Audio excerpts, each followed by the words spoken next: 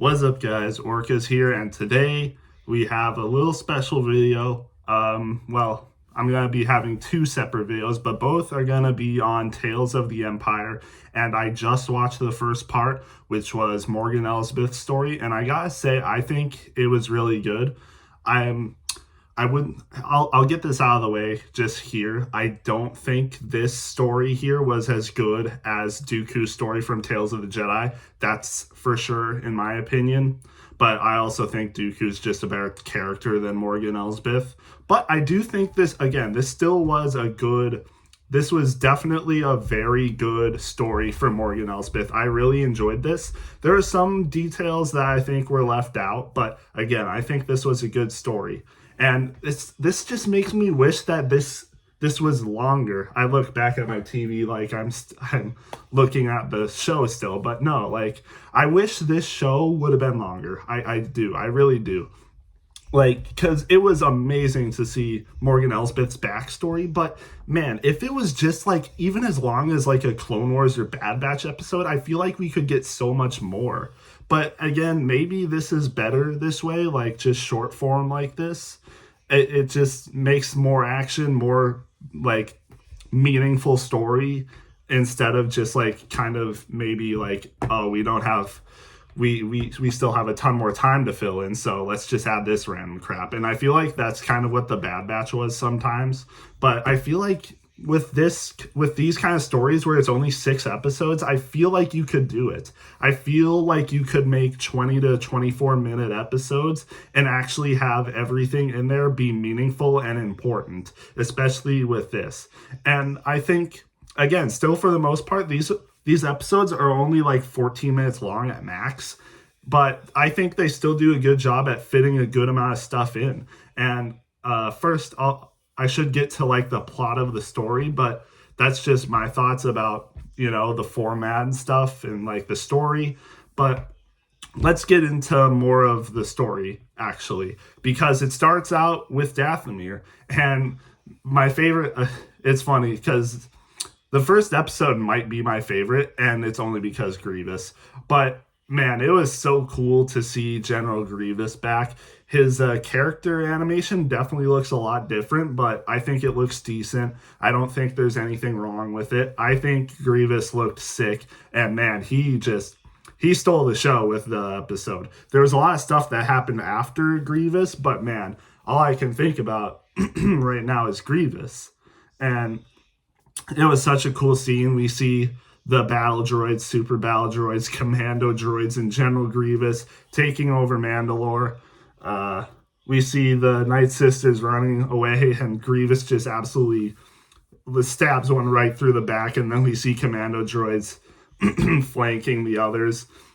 And we see Morgan Elsbeth, and apparently she kind of like has her own mother or something. I didn't really think that was a thing. I wonder how old Morgan Elsbeth was in this scene, because she could have been a lot younger, and maybe she still had a mother that was taking care of her, but she still looked like she was like at least late teens or early 20s.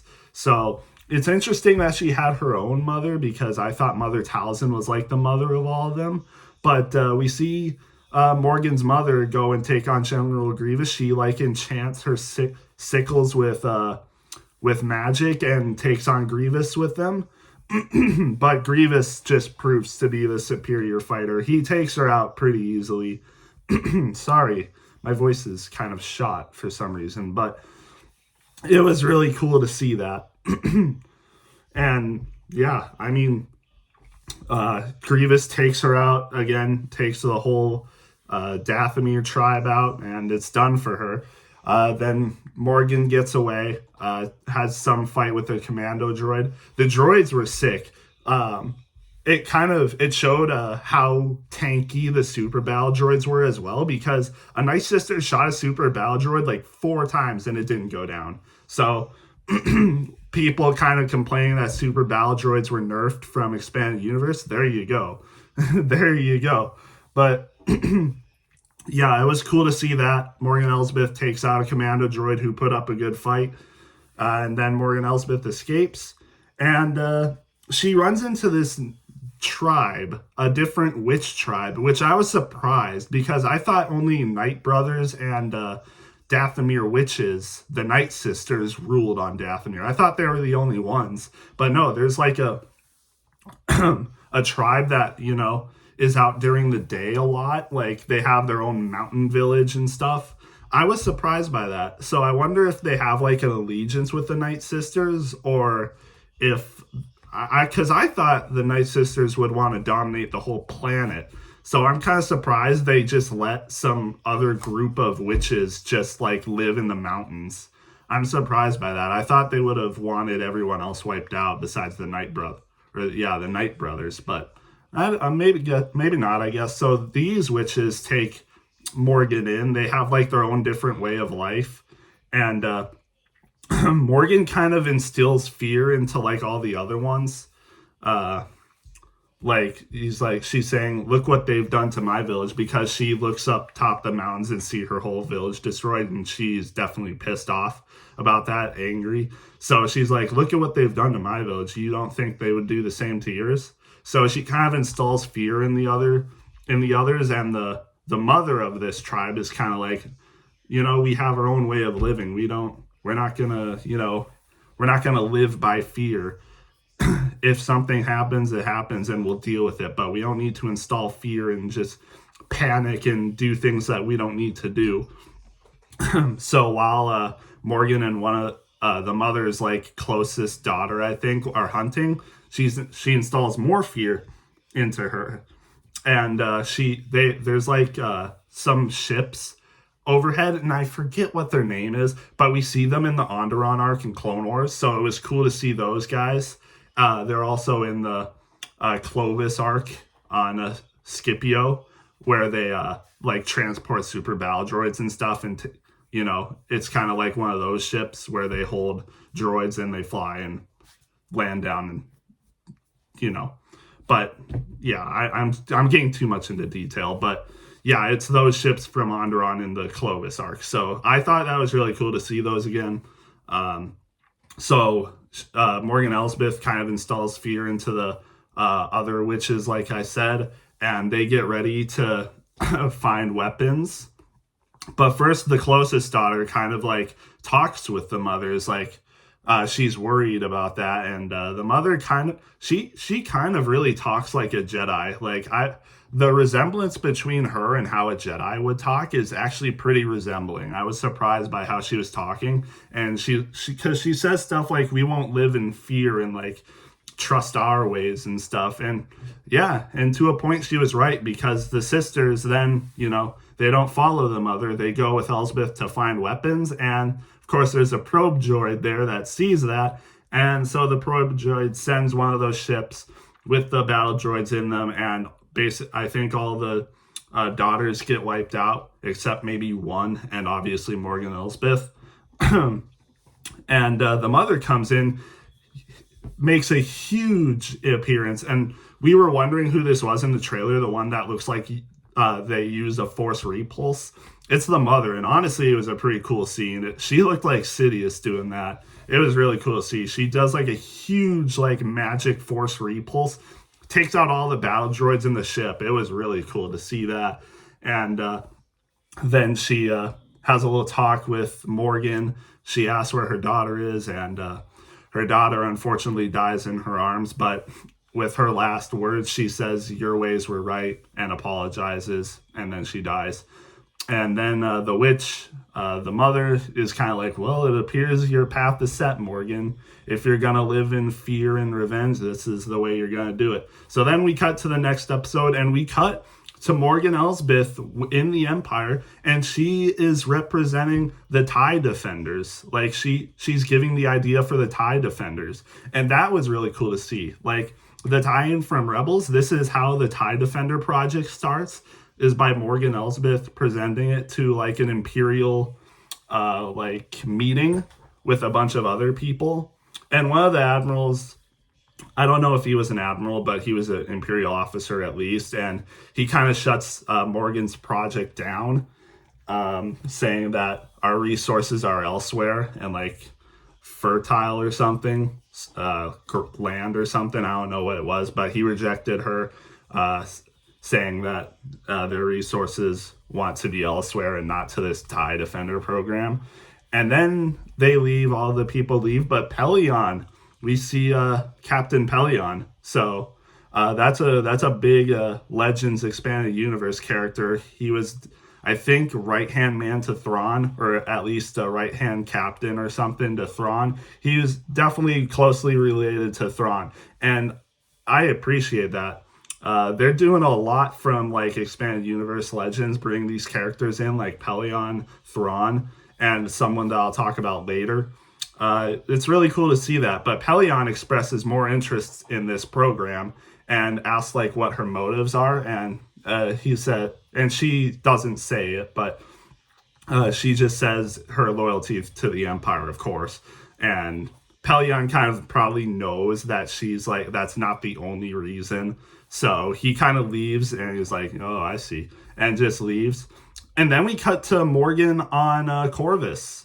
So now I don't think we really got to see how she got control of Corvus. I'm assuming she just forced her way into it. The Empire did, because it's the Empire and they can just take over any place they want. But yeah, that's how it kind of went. But we kind of cut to see Wing, the former leader of the little town on Corvus.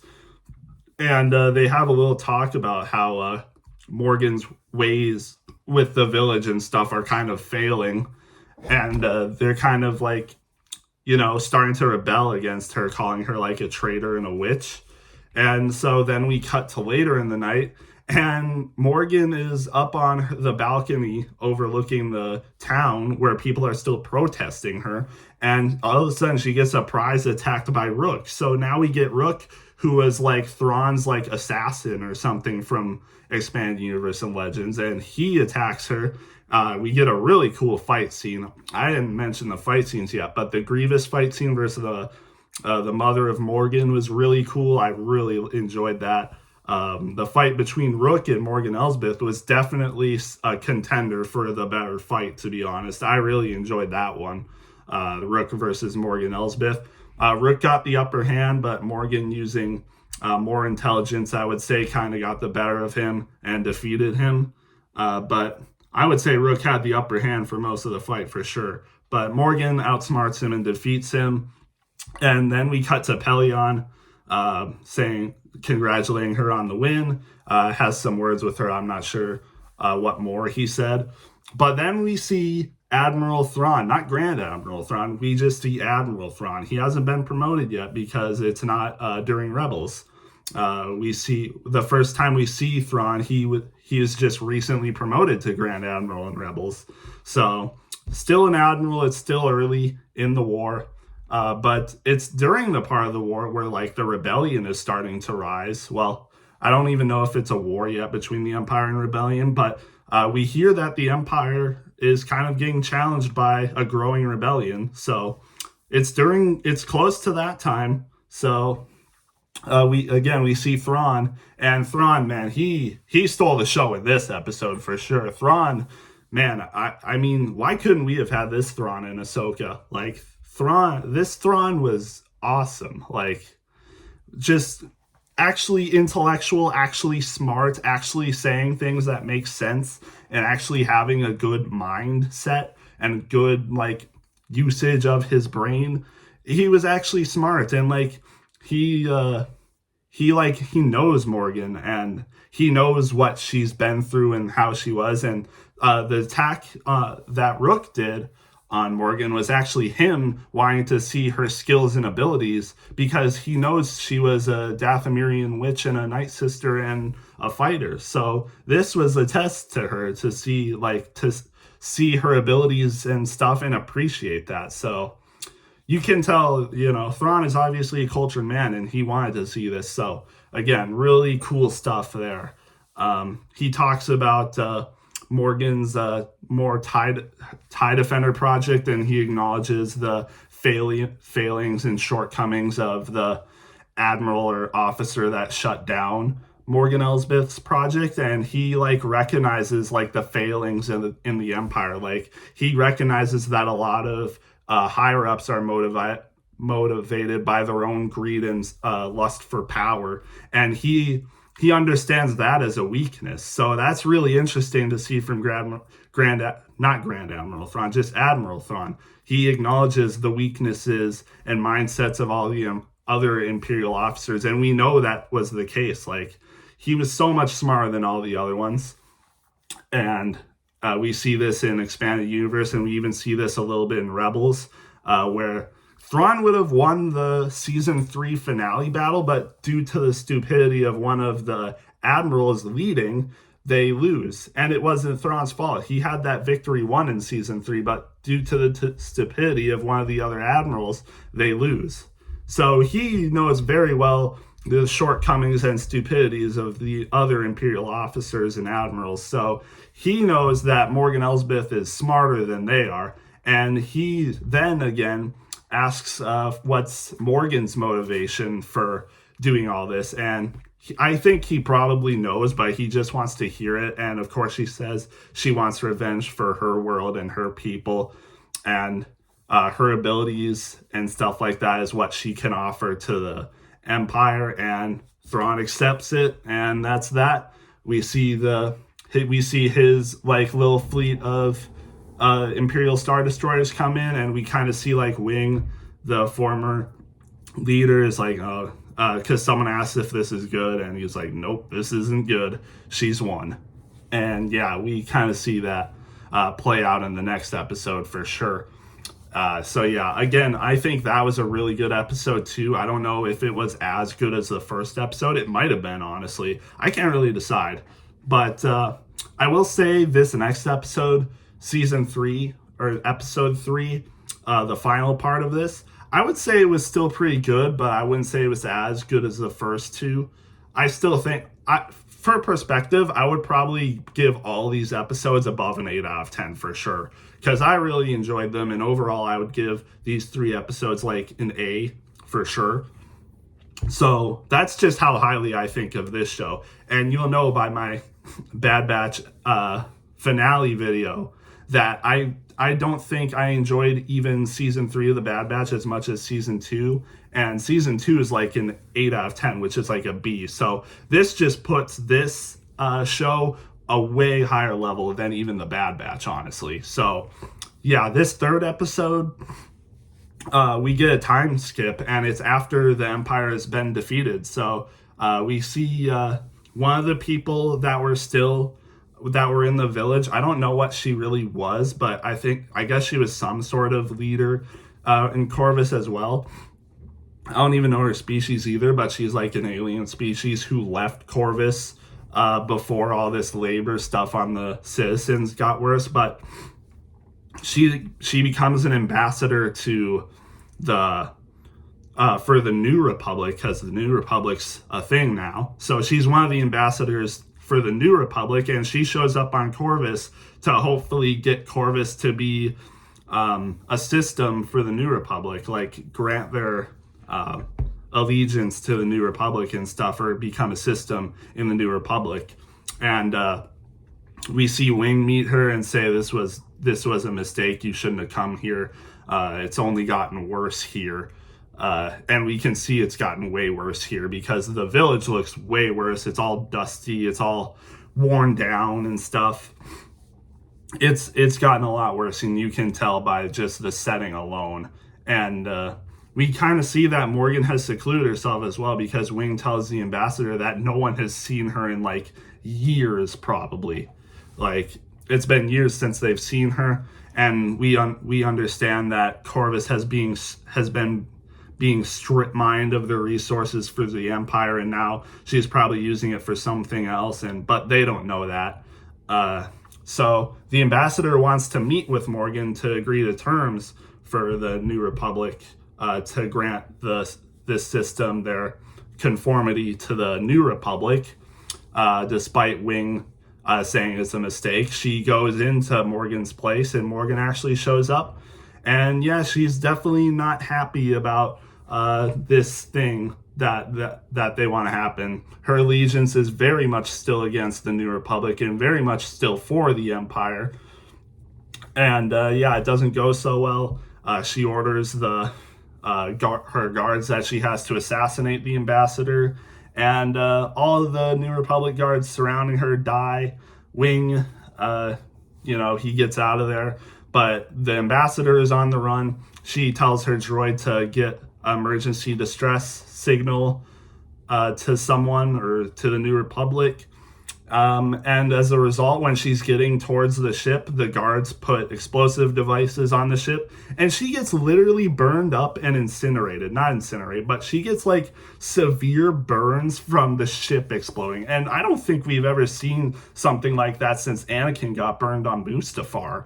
Like, holy shoot, they're really going there. Like, this ambassador literally gets blown up by a ship and literally gets burned up and later dies from her injuries from the severe burns she get. I don't think we've gotten that, like I said, since Anakin, who got burned up. Granted, he didn't die, but that scene in Revenge of the Sith was brutal. And I wouldn't say this scene was as bad, but man, I can't recall a scene being like this for a long time.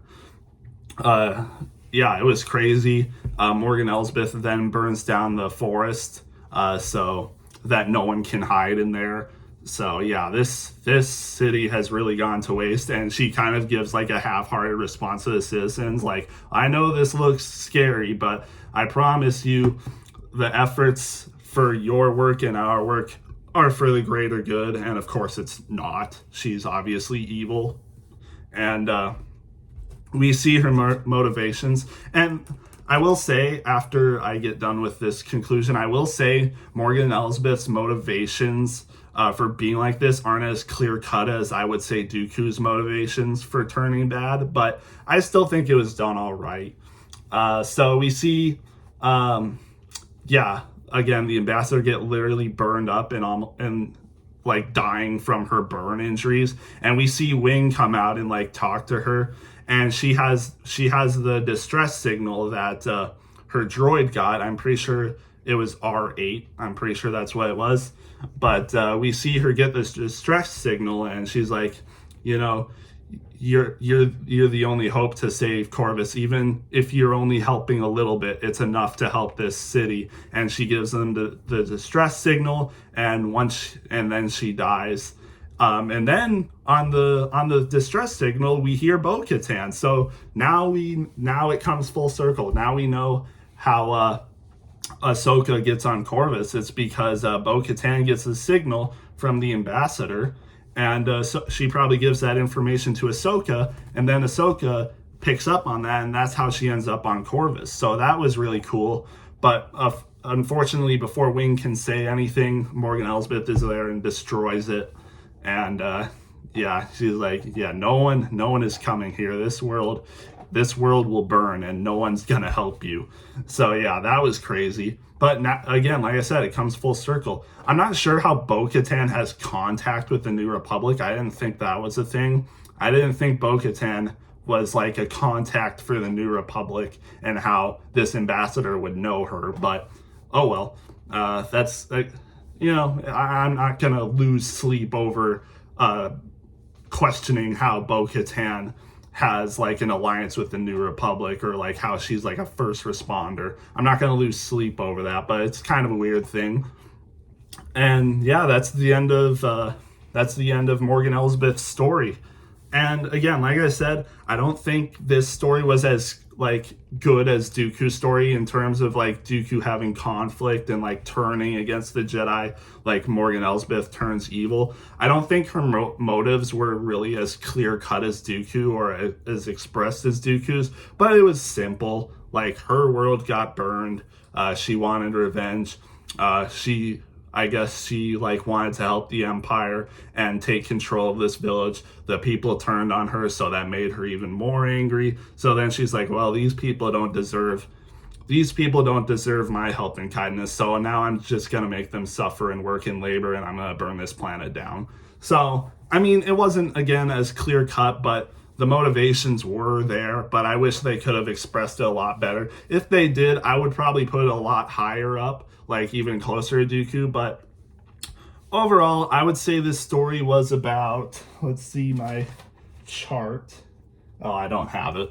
I think an A starts at an 8.4 or something. So I'd give this episode or this whole story, I think I'd give it like an 8.6. I think I really liked it. I liked the stuff with Grievous. I liked the stuff with Thrawn. I liked the fighting.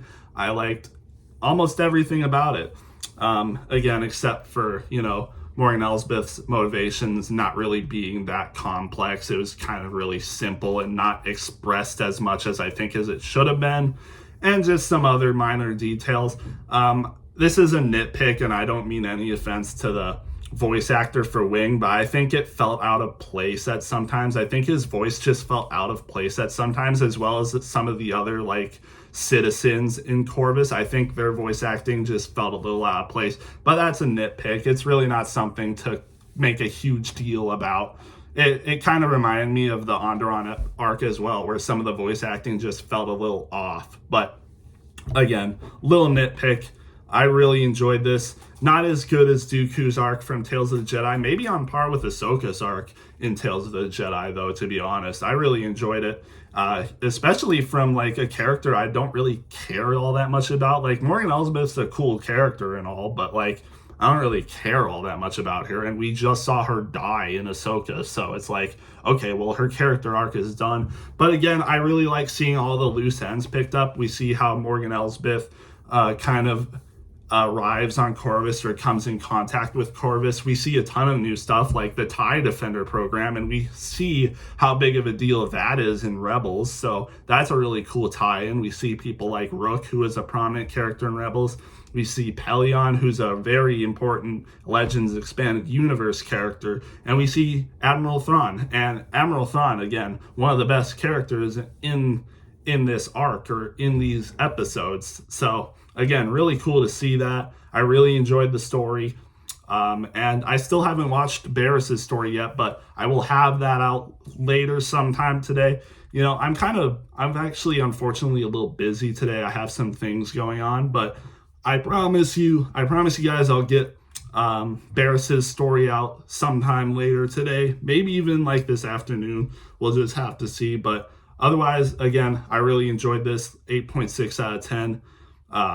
And I'm hoping Barris's story is even better. And I think it possibly could be. So I'll get that out later today. And I'll probably have Tales of the Jedi show review out later sometime this week as well. So we'll see you guys for that. And yeah, we'll see you in the next one.